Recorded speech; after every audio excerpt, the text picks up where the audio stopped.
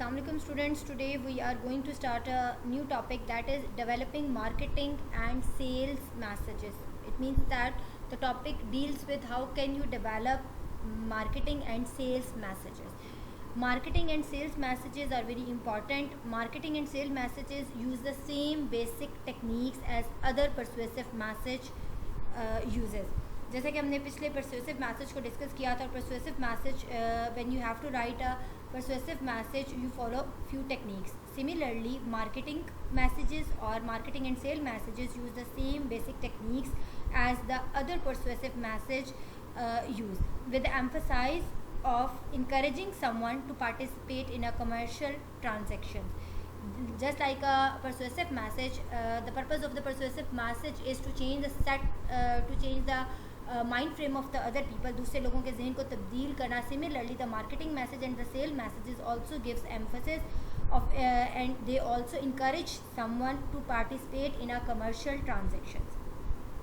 Although the term marketing messages and sale messages are interlinked with each other and are often used interchangeably, there is an important difference. So what is the difference between the marketing messages and sales messages? अगरचे ये दोनों terms जो हैं, sales messages and marketing messages, they are use interchangeably.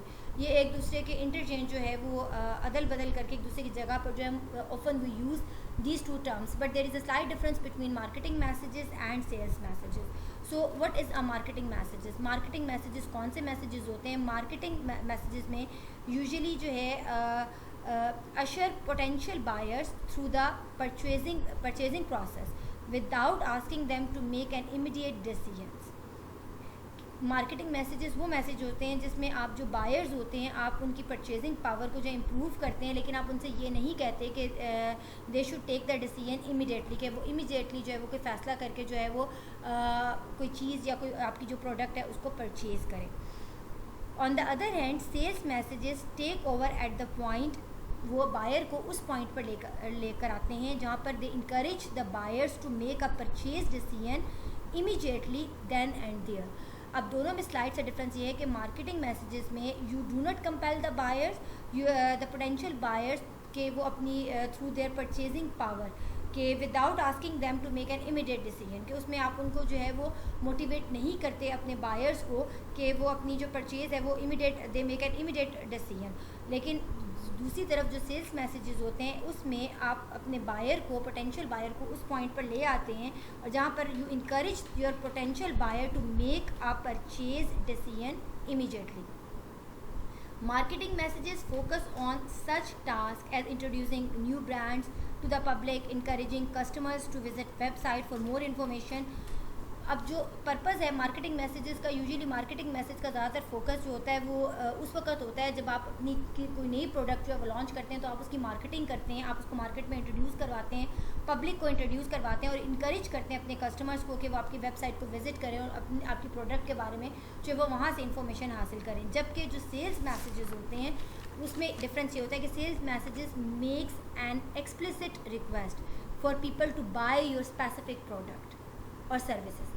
So this is the difference between a sales messages or text message, sales messages and marketing messages. Marketing message में आप चूँकि अपनी product की मार्केटिंग कर रहे होते हैं, आप अपनी प्रोडक्ट को प्रमोट कर रहे होते हैं और आप मल्टीपल लोगों से और आप अपनी जो प्रोडक्ट की जो मार्केट है उसको इम्प्रूव करने के लिए आप लोगों का आपका फोकस ये होता है कि आप अपने कोई भी जो स्पेसिफिक प्रोडक्ट है आप उसको इंट्रोड्यूस करवा रहे होते हैं लोगों से, लोगों को मोटिवेट कर रहे होते हैं कि दे शुड बाय, और उनको इनकरेज कर रहे होते हैं कस्टमर्स को कि they should bye their product and they should visit their website for the further information. लेकिन जो सेल्स मैसेज होता है उसमें जो है उसमें आप क्या करते हैं, उसमें एक आप क्लियर रिक्वेस्ट कर रहे होते हैं अपने बायर से और लोगों से और अपने जो पोटेंशियल बायर्स हैं कि they should buy your product. ठीक है जी, कि they should buy a specific product और service. Most marketing and sales messages particularly in large, आमतौर पे जो सेल्स मैसेजेस मार्केटिंग मैसेजेस होते हैं वो particularly in large companies are created and delivered by professionals with specific training in marketing, advertising, sales और public relations. जितने भी marketing और सेल्स मैसेजेस होते हैं उनके लिए जो बड़ी बड़ी कंपनीज़ होती हैं, जो बड़ी बड़ी ऑर्गेनाइजेशंस होती हैं, वो उसके लिए एक ख़ास वैकेंसीज जो है वो क्रिएट करती हैं, ख़ास जगह क्रिएट करती हैं और वो मैसेज यूजुअली डिलीवर करती हैं अपने प्रोफेशनल्स के ज़रिए. These messages are usually delivered by their professionals with, और उन प्रोफेशनल लोगों को स्पेसिफिक ट्रेनिंग दी जाती है. इसीलिए जब मार्केटिंग की बात होती है तो उसके लिए मार्केटिंग मैनेजर कौन होता है, जिसका मार्केटिंग में एक्सपीरियंस होता है या जिसकी डिग्री जो है वो मार्केटिंग से रिलेटेड होती है, एडवर्टाइजिंग से रिलेटेड होती है, या फिर उसका सेल्स या पब्लिक रिलेशंस में जो है वो कोई एक्सपीरियंस होता है. तो usually these people are hired for this specific job. अब planning, how can you plan marketing and sales messages. अभी हमने डिस्कस किया कि मार्केटिंग मैसेजेस कौन से होते हैं और सेल्स मैसेज क्या होते हैं, दोनों में स्लाइड से डिफरेंस होता है. वो डिफरेंस क्या होता है? The next thing is that how can you plan a marketing and sales messages. आप ने मार्केटिंग और सेल्स मैसेजेस को किस तरह से प्लान करना है. Everything applied about planning message applies in journal to marketing and sales messages, but the planning steps for these messages have some particular aspects to consider. जब आपने जो है वो मार्केटिंग एंड सेल मैसेजेस लिखने हैं तो उसके लिए you need to follow few steps और you need to keep few things in your mind.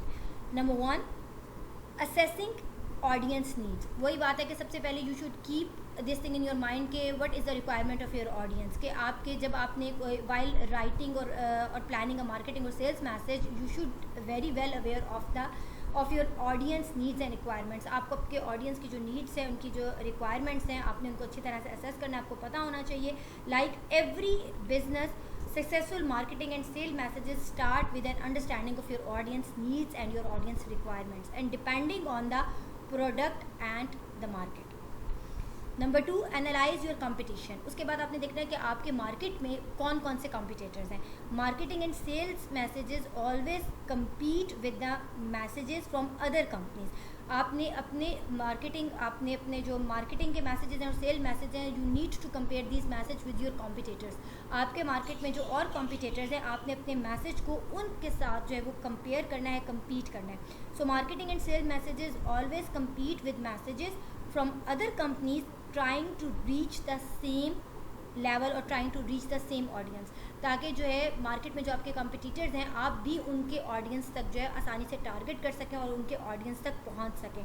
So while planning marketing and sale message always compete with the messages from other companies or from your competitors, so that's why you will be able to reach the same audience. मिसाल के तौर पर जैसे नाइक है, तो when Naik plans a marketing campaign, जब नाइक जो है वो प्लान करता है, कोई भी मार्केटिंग कंपेन करता है टू इंट्रोड्यूस न्यू शूज़, और वो कोई इंट्रोड्यूस करवाने चाहते हैं नए जूते. कोई नाइक के आपने शूज़ के बारे में सुना होगा, नाइक के जो शूज़ हैं, सपोज कर लेते हैं कि अपना कोई नया आर्टिकल जो है वो इंट्रोड्यूस करवाते हैं और मार्केटिंग कंपेन करते हैं to introduce a new shoes model to current customers. The companies knows that कि उनके जो competitors हैं, सबसे पहले तो companies should know its audience has been exposed to message from Adidas. तो उनको पता है कि उनके सबसे ज़्यादा competitors कौन से हैं, Adidas हैं. तो उन्होंने उन ऑडियंस को भी जो है वो टारगेट करना है. तो जब वो मार्केटिंग और सेल्स मैसेज लिखेंगे तो उनको ये चीज़ अपने जहन में रखनी है कि they also want to target Adidas audience और एडिडास कस्टमर्स, के उनका जो टारगेट है वो अपने कॉम्पिटिटर्स के जो ऑडियंस है या अपने जो कॉम्पिटिटर्स हैं उनके जो जो एडिडास के जो कस्टमर्स हैं उन्होंने उनको भी जो है वो टारगेट करना है. So the companies know its audience has been already expose to message from Adidas. So New Balance, Reebok and numerous other shoe companies finding a unique message. तो फिर उसके लिए आपने क्या करना है, you need to write a unique message in a crowded market can be quite a challenging. और ये बड़ी चैलेंजिंग चीज़ है कि इतनी क्राउडेड मार्केट में, जैसे सपोज कर लेते हैं अगर हम कपड़ों के ब्रांड की बात करें तो there are lot of brands market में, बड़े बड़े नाम बैठे हुए हैं, जैसे निशात लिलेंस है, सफ़ायर है, खादी है, बरीज़े है, मतलब डिफरेंट बड़े बड़े जो ब्रांड्स हैं. अब अगर एक बीच में सफ़ायर का ब्रांड है, अगर वो अपना मार्केटिंग सेल्स मैसेजेस जो है वो लिखना चाहते हैं, so first of all they should know their audience needs and requirements and they also should know their competitors message. कि उनका बीच में एक टारगेट, उनको ये जहन में रखना है कि उन्होंने अपने उन ऑडियंस को भी टारगेट करना है जो ऑलरेडी कस्टमर्स हैं, बाकी उनके जो कॉम्पिटिटर्स हैं जैसे खादी है, निशात है, या फिर जो है ब्रीजे है या और इस तरह के बहुत से जो बड़े बड़े ब्रांड्स हैं, तो उनके जो ऑडियंस है उनको भी टारगेट करना है, इसलिए उनका जो इस क्राउडेड मार्केट में जो है उनका मैसेज जो है it should be quite challenging. Finding a unique style message in crowded market can be quite a challenging. उसके बाद ये नेक्स्ट थिंग इज़ दैट डिटर्मिंग की सेलिंग पॉइंट्स एंड बेनिफिट्स. आपने डिटर्मिन करना है कि आपके की सेलिंग पॉइंट्स क्या हैं और बेनिफिट्स क्या हैं. दोनों में थोड़ा सा डिफरेंट है. सेलिंग पॉइंट्स और बेनिफिट्स क्या होते हैं, with some insight into the audience need. जब आपने after analysing your audience needs and your audience requirements, the alternatives offered by your competitors, the next step is to decide which features and benefits to highlight. सबसे पहले आपने अपने audience की needs और उनकी requirements को एनालाइज कर लिया. उसके बाद जी है आपने जो है वो आपने एनालाइज कर लिया अपने कॉम्पिटिटर्स को भी. The third thing is that you need to highlight the features and benefits of your product. आपने अपनी प्रोडक्ट के फीचर्स और बेनिफिट्स को हाईलाइट करना, जिनको हम कहते हैं सेलिंग पॉइंट्स. यानी कि आपकी अगर कोई स्पेसिफिक प्रोडक्ट है तो उसके क्या सेलिंग पॉइंट्स हैं. Selling points are the most attractive feature of the product. Selling point क्या होता है? सेलिंग पॉइंट ये होता है कि अगर मैं एक मोबाइल सेल कर रही हूँ, अगर मैं एक मोबाइल की मार्केटिंग कर रही हूँ, तो इस मोबाइल का सबसे ज़्यादा, मेरे मोबाइल का जो भी सबसे अहम इसमें जो फीचर है वो क्या फीचर है, मैंने उस पर फोकस करना है. That is my selling point. वो मेरा सेलिंग पॉइंट होगा. तो selling point are the most attractive feature of the product. आपकी जो स्पेसिफिक प्रोडक्ट है उसका जो सबसे अट्रैक्टिव फीचर होता है दैट इज़ जो सेलिंग पॉइंट, वो आपका सेलिंग पॉइंट होता है. So selling points are the most attractive features of a product. और बेनिफिट्स क्या होते हैं? Whereas benefits are the particular advantages purchasers can get or purchasers can realize and benefit focus on the users. और selling point तो वो होता है जो आपकी प्रोडक्ट का सबसे मेन और अट्रैक्टिव फीचर होता है. That is the selling point. जो आपकी स्पेसिफिक प्रोडक्ट का सबसे इंपॉर्टेंट, सबसे अट्रैक्टिव फीचर होता है, that is said to be a selling point. और बेनिफिट क्या होता है? बेनिफिट वो फीचर्स होते हैं, वो एडवांटेजेस होते हैं जो परचेज करने के बाद जो ख़रीदने वाला होता है, जो परचेज़र होता है, वो जो बेनिफिट्स हासिल करेगा, can realise and benefits focus on, कि जो आपका जो परचेज़र होगा जो उसको फ़ायदे मिलेंगे, दैट इज़ बेनिफिट्स. वो बेनिफिट्स होंगे. ठीक है जी. ये है डिफरेंट सेलिंग पॉइंट्स और बेनिफिट्स में. इसी तरह benefits usually focus on the user. जो बेनिफिट होता है, अब देखिए सेलिंग पॉइंट में फोकस किस पे होता है? प्रोडक्ट के अट्रैक्टिव फीचर्स पे. और सेलिंग जो ऑन द कॉन्ट्रेरी बेनिफिट्स पे फोकस किसके ऊपर होता है? बायर पे, यूज़र पे, ख़रीदने वाले पे, इस्तेमाल करने वाले पे. In the other hands, in other words हम ये भी कह सकते हैं कि selling points focus on what the product does. Selling point में फोकस प्रोडक्ट पर होता है. On the other hand, on the contrary, benefits focus on what the user experiences और गेन्स और गेट्स. जबकि जो बेनिफिट्स होता है उसमें फोकस किस पे होता है? उसमें बायर और यूज़र को जो उससे फ़ायदा होता है, what they get, what they experience, तो वो क्या होता है? वो बेनिफिट्स होते हैं. तो that is the difference in benefits and selling points. I repeat कि सेलिंग पॉइंट्स वो होते हैं जिसमें जो है that is selling points are the most attractive feature of the specific product. जबकि जो बेनिफिट्स होते हैं, बेनिफिट्स में फोकस जो है वो आपके ख़रीदने वाले पर होता है, परचेज़र पर होता है, बायर पे होता है, यूज़र्स पे होता है. और उसमें जो है बेनिफिट्स फोकस करते हैं इस चीज़ पे कि व्हाट द यूज़र एक्सपीरियंस और gains. Benefits can be practical, emotional और कम्बिनेशन ऑफ द टू. अब जो बेनिफिट्स होते हैं वो प्रैक्टिकल भी हो सकते हैं कि आप जो कह रहे हैं आपकी प्रोडक्ट से ख़रीदने वाले को ये फ़ायदा होगा, तो वो प्रैक्टिकल भी हो सकते हैं. आप इमोशनली ब्लैकमेल भी कर सकते हैं. आपको याद होगा हमने पिछले टॉपिक में पढ़ा था इमोशनल अपील और लॉजिकल अपील. तो उसमें और दोनों का कॉम्बिनेशन भी हो सकता है. फॉर एग्ज़ाम्पल, अगर द फीचर है of thin flexible sole in a running shoe offers the practical benefit of a more natural feel while running. अगर ये कोई कंपनी जो जूते बना रही है, जैसे भी हमने पढ़ा था नाइक के शूज़ हैं और एडिडास के शूज़ हैं. सपोज कर लेते हैं एडिडास जो है वो एक ऐसा थिन फ्लेक्सिबल जूता बना रही है, थिन फ्लेक्सिबल सोल वाला. तो उसका प्रैक्टिकल बेनिफिट क्या होगा? उसका प्रैक्टिकल बेनिफिट ये होगा कि this shoes will definitely help out the purchaser. ख़रीदने वाले को ये हेल्प आउट करेगा, उसको ये प्रैक्टिकल फ़ायदा पहुँचाएगा कि they will feel more natural while running and they will feel more comfortable while running. The next step is anticipating purchase objections. उसके बाद आपने क्या करना है, आपने एंटीसिपेट करना है कि आपका जो परचेज़र है वो उस पर क्या क्या एतराज़ात कर सकता है, क्या क्या ऑब्जेक्शंस रेज कर सकता है. You have to anticipate these objections before time. आपने वक्त से पहले इन ऑब्जेक्शंस को एंटीसिपेट करना है. Marketing and sales messages usually encounter objections. The best way to handle these objections is to identify the objections upfront and address them. सबसे बेहतर तरीका ये होता है कि आप उन ऑब्जेक्शंस को पहले से आइडेंटिफाई कर लें और उनको पहले से जो है इन ऑब्जेक्शंस को जो है वो एड्रेस कर लें और उनको आइडेंटिफाई कर लें, फाइंड आउट कर लें कि वो कौन सी ऑब्जेक्शंस आपका परचेज़र या आपका बायर जो है वो कौन सी ऑब्जेक्शंस उस पर रेज कर सकता है और बिफोर हैंड आप उसको सॉर्ट आउट कर लें. Objections can range from high price और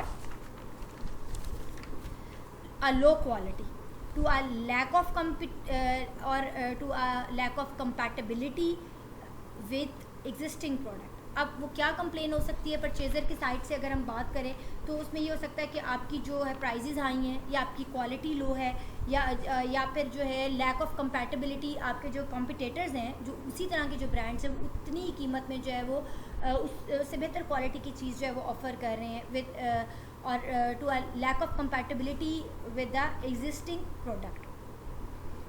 So by identifying potential objections up front, अगर आप उन तमाम objections को पहले से identify कर लेंगे तो उसका फ़ायदा ये होगा कि you can craft your promotional message in a way that address those concerns. तो आपका जो प्रमोशनल मैसेज होगा वो उन तमाम जो आपके बायर या परचेज़र के जो कंसर्न्स हैं उनको ऑलरेडी जो है वो एड्रेस कर लेगा.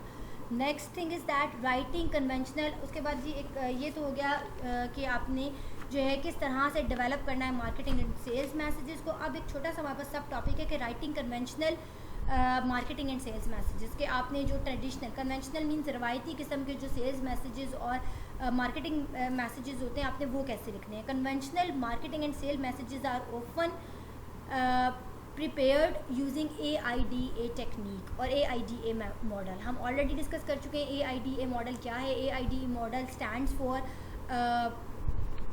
अटेंशन और उसके बाद to develop an interest, desire and action. So इसमें जब आप कोई भी जो है ट्रेडिशनल या conventional marketing and sales messages लिखते हैं तो उसके लिए जो है आप फॉलो करते हैं किसको, AIDA मॉडल को फॉलो करते हैं. So number 1 is that getting the readers attention. AIDA model का सबसे पहला पॉइंट ये है कि attention. You have to seek the attention of the buyer. आपने अपने बायर की, अपने रीडर के अटेंशन को सीक करना है. Getting the attention of your readers attention. So you may notice many ways that advertisers try to get your attention. आपके पास बहुत से ऐसे तरीके आपको पता होगा, आपने देखा होगा, नोटिस किया होगा कि बहुत सी जो एडवर्टाइजर्स होते हैं वो they try to get your attention. वो आपकी अटेंशन जो है वो सीक करने के लिए मुख्तलिफ़ किस्म के मैथड्स जो है वो यूज़ करते हैं. फॉर एग्जांपल अ हेडलाइन में offer an exciting product benefits, a piece of interesting news and appeal to people's emotions or sense of financial value, or a unique solution to a common problem. कि बाज़ औक़ात आप देखते हैं कोई headline चल रही होती है जिसमें आपकी कोई ऐसी प्रोडक्ट बता रहे होते हैं, एडवर्टाइज़ कर रहे होते हैं किसी ऐसी प्रोडक्ट के बारे में कि उसमें इतने ज़्यादा जो है मल्टीपल बेनिफिट्स हैं अगर आप ये प्रोडक्ट जो है ख़रीदेंगे. या सम टाइम ऐसा होता है कि a piece of interesting news. Sometimes जो एडवर्टाइजिंग कंपनीज होती हैं they appeal to people's emotions, they play with people emotions, or sometimes they give a sense of financial value or a unique solution to your common problem.